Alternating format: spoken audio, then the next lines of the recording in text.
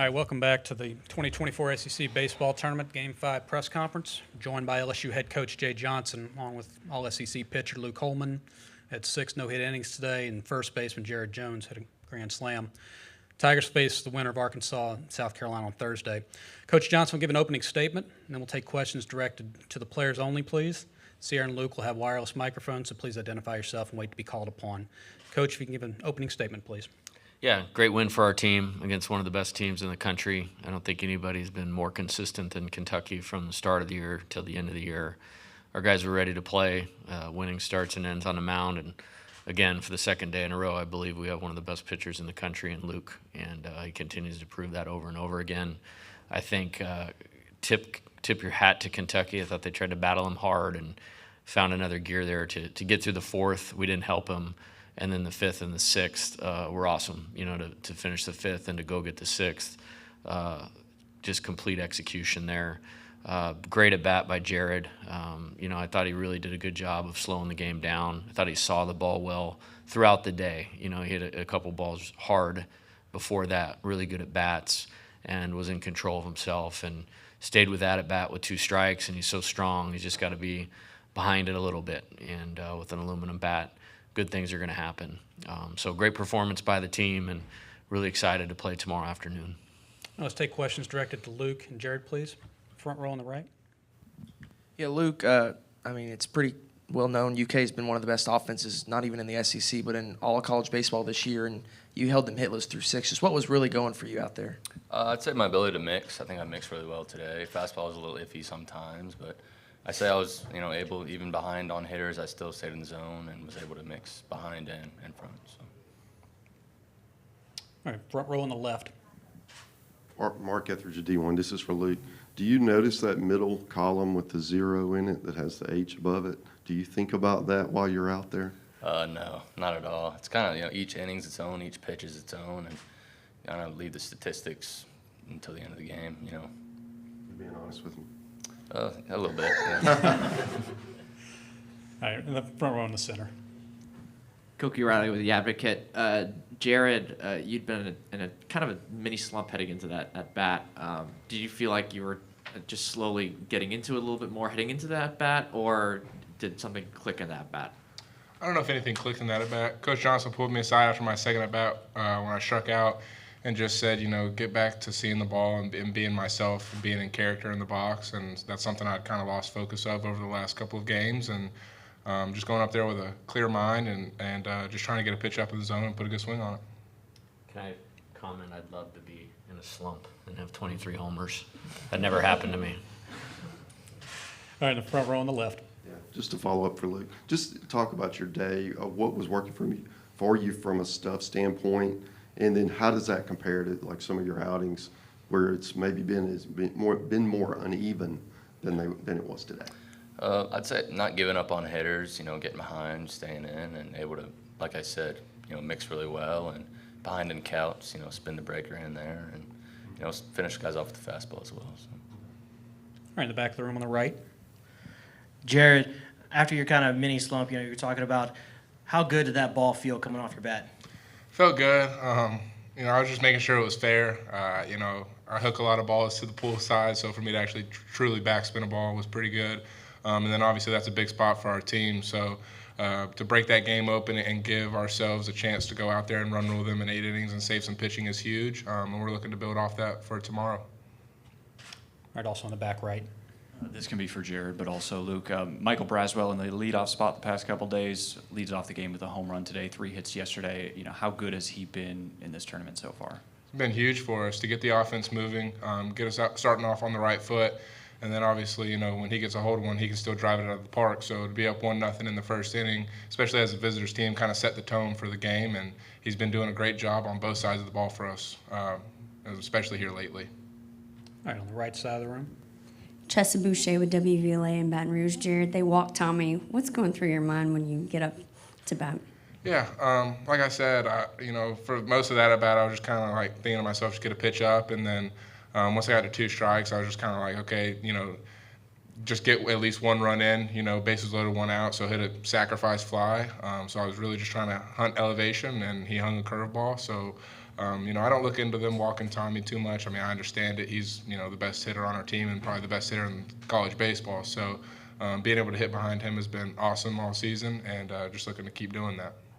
All right, we have two more for the players. Back right. John Eads with WAFB. Question for Luke. Coach said yesterday that Gage had been preparing for yesterday's start for about 3 weeks. Was that process kind of the same with you? And if so, how did that preparation look for you? I'd say so. You got to know how many days you got to get on the mound. So kind of was smart about the whole week. Took some days differently and lifted differently. And I'm ready. Get on the mound. It's game time. So. And the last one for the players, front and center. Luke, how'd you sort of alter your preparation with just 4 days of rest, and how'd you sort of feel physically with, not just the 4 days of rest, but also the 9:30 a.m. start and just sort of the weirdness of this whole situation? I'd say big mentally. Stay mentally. I'd say I'm mentally strong, so I was able to battle through that and, go to sleep really early and, get your body ready and just get mentally ready for it. So. All right, Luke, Jared, congratulations on the win today. We'll see you again tomorrow. Thank you. You got it. If there are questions for Coach, we'll start over on the right side. Chesson Boucher with WVLA in Baton Rouge. Coach, obviously, Holman throwing a no-hitter. Was it the pitch count the reason why you didn't trot him back out there? Oh, yeah, no shot. He was going back out. I finished with 100. I was looking at like 80 to 95 was kind of my target. And then he got those 2 quick outs in the 6th against their best hitters. And, it was a little bit wobbly. Like I was even considering going to get him in the 5th, which if I'm going to let anybody ride it to the win, it's that guy. I mean, he's one of the best pitchers I've ever had. And he got through that after we made an error, and that's what he does. And then he got a quick inning the next inning, and he got a quick inning the next inning. And I can't speak of how good a pitcher I think Luke is. Enough. Also on the right. Hey, Coach, I know in a baseball season, there's a lot of ups and downs, and maybe the team wasn't performing up to the standards you had wanted at points this season, but, patience and waiting on the team to be doing what it is now, did you always kind of see it ending and the team performing the way it is now, kind of at the end of the season? Yeah, I believed in our team. I think, last summer was critical. I mean, you look at just the last 2 days.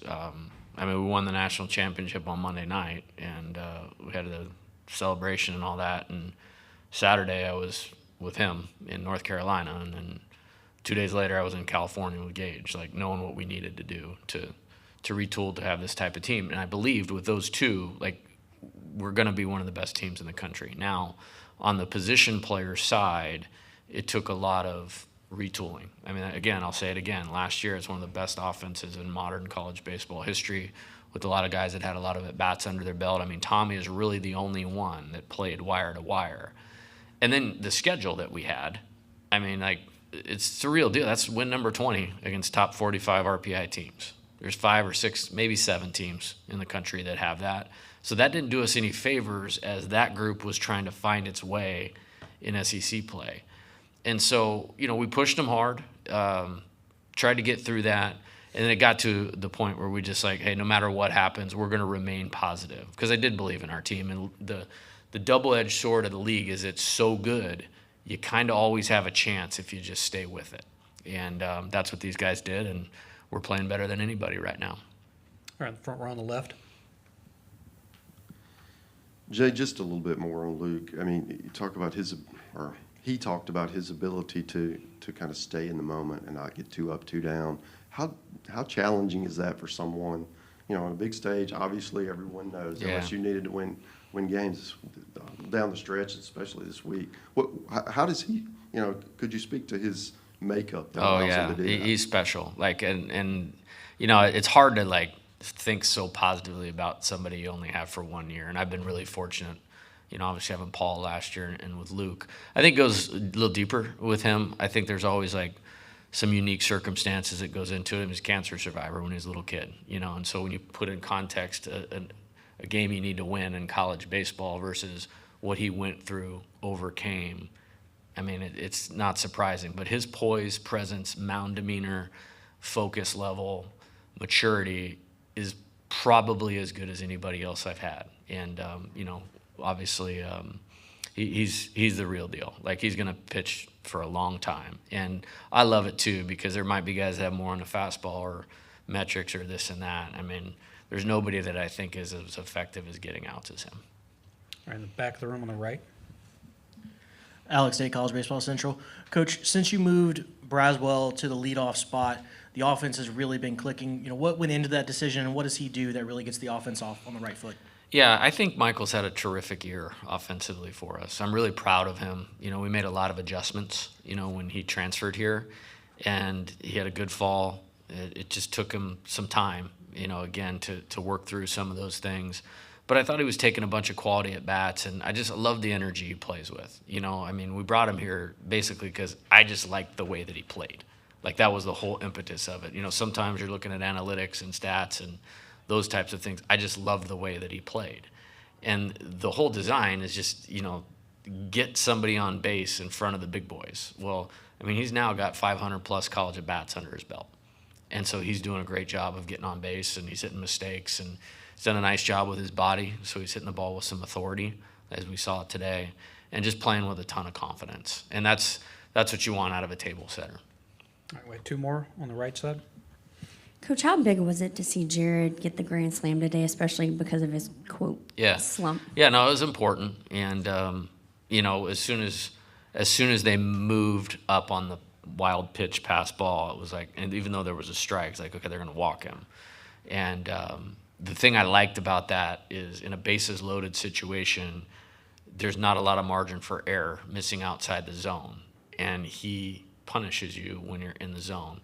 And I thought his at-bats were good today.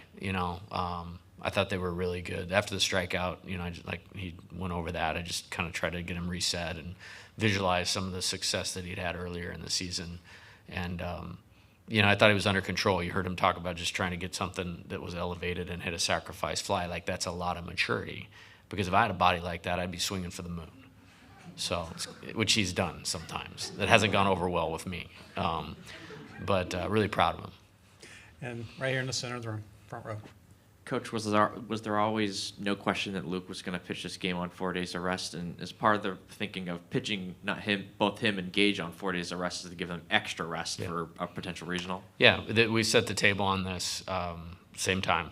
It's like, this is what we're going to do. And part of it was an encouragement to the team. Like, everything is still in front of us.